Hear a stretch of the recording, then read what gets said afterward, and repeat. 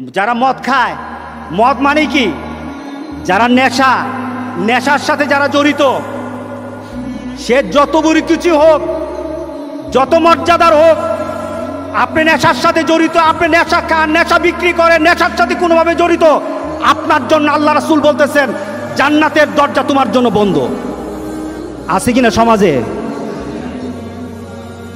নেশাখোর আছে, নেশার ব্যবসায়ী কেউ আছে, রাসূল বলতেছেন তারা জান্নাতে যাবে না, সে যত বড় আল্লাহর ওলি হোক।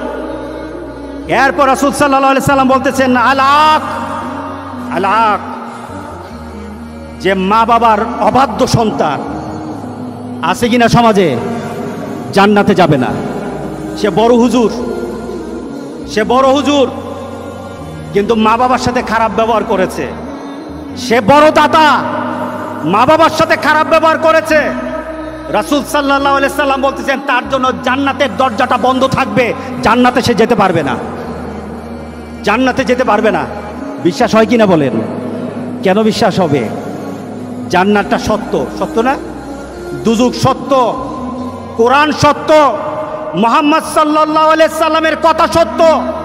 মুহাম্মদ সাল্লাল্লাহু আলাইহি সাল্লাম বলে গেছেন এই লোকগুলি জান্নাতে যাবে না, এটা সত্য। এর পিছনে চিন্তা করার কোনো সুযোগ নাই। এই সমাজের মধ্যে মা বাবার সাথে খারাপ ব্যবহার করার মতো ছেলে পেলে অনেক বেশি, যারা মা বাবাকে মা বাবা মনে করে না, মা বাবাকে ওই ধরনের আচরণ করে না যে আচরণের কারণে মা বাবা সন্তুষ্ট হবে। আর রাসূল সাল্লাল্লাহু আলাইহি সাল্লাম বলেছেন যে সন্তানের উপর মা বাবা সন্তুষ্ট, ওই সন্তানের উপর স্বয়ং আল্লাহ সন্তুষ্ট। যেই সন্তানের উপর মা বাবা অসন্তুষ্ট, রাসূল সাল্লাল্লাহু আলাইহি সাল্লাম বলতেছেন ওই সন্তানের উপর স্বয়ং আল্লাহ অসন্তুষ্ট হয়ে থাকেন। আছে কিনা সমাজে? আছে।